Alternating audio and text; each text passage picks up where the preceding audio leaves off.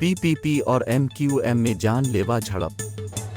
गुज़श्ता शब कराची के इलाके नाजिमाबाद नंबर 2 में पाकिस्तान पीपल्स पार्टी और एमक्यूएम पाकिस्तान के कारकुनान में तसादुम हुआ, जिसके दौरान फायरिंग के नतीजे में एमक्यूएम का कारकुन जाँ बहक जबकि पीपल्स पार्टी का कारकुन जख्मी हो गया। रोने की ज़रूरत नहीं है। थोड़ी देर में हमें पता चला कि इन लोगों ने हवाई फायरिंग शुरू कर दी है।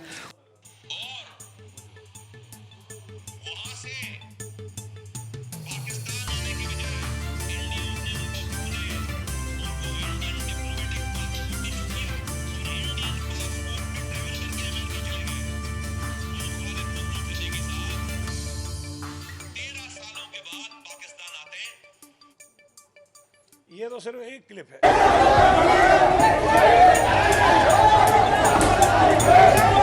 रियासत मेरे नियत से